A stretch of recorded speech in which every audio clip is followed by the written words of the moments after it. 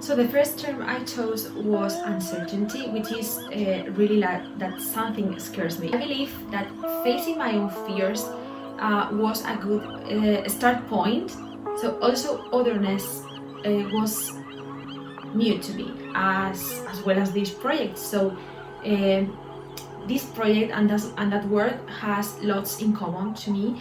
Again, I was facing uncertainty. Preparation and incubation for me would a bit mix sometimes, and I couldn't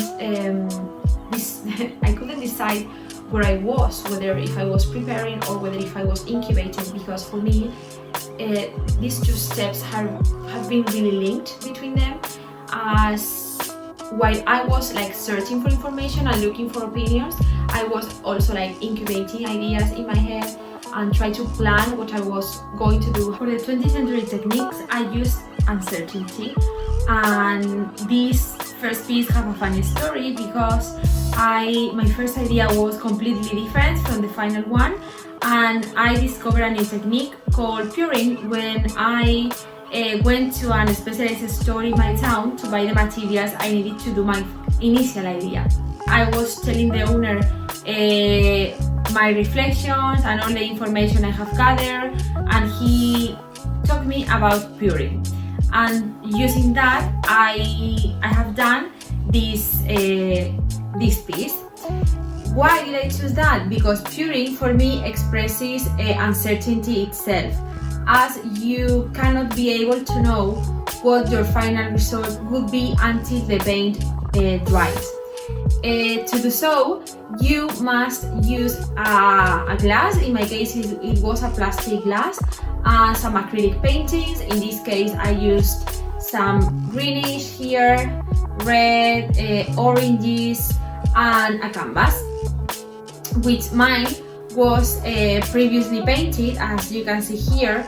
Then you must use a mixer called medium and add all the colors you want. After that, you pour that mix in a surface, but you use nothing but movement. That's why I decided to use this technique, because for me it represents uncertainty itself. So while working with otherness, first thing I did was looking for it online, as I have no idea what this term referred to, but this first searching didn't allow me to read how deep this concept really is, so it wasn't useful for me. That's why I carried on doing a second search, this time looking for the relationship between otherness and art, and there I found the alters theory, which lets me to think about alter egos. And in that searching, I came up with a quote by a French poet that says, "Je suis un autre." In English, I am other.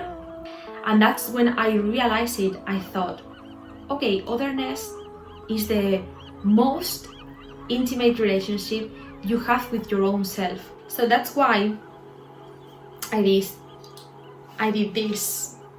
As you can see, well, here is a base. This is a whole mirror, and it represents your like personality basis. But then I added some other mirrors here, forming like a puzzle, and I didn't want it to be like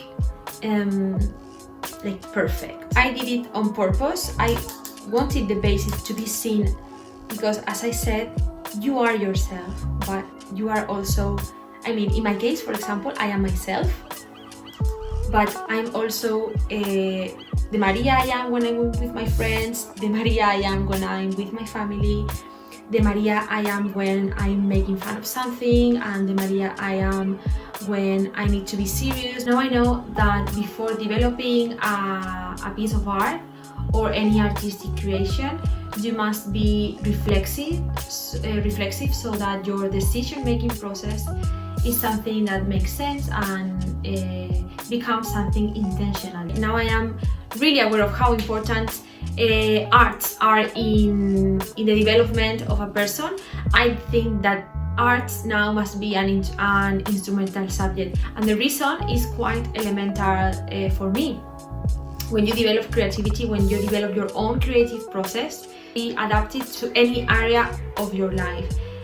That's why creativity is a key element in order to look for and to reach innovative solutions to future problems. In this sense, this practicals has allowed me to gain attitudes, to know new resources, and to obtain a cultural background in order to add it to my future teaching methodology. Finally, I wanted to mention that visual communication and artistic communication is as valid as any other type of communication.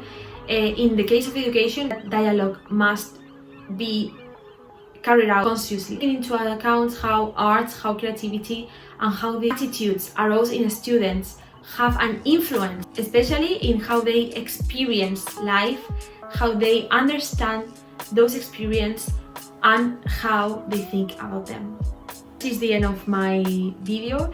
Thank you for paying attention. I hope you like it.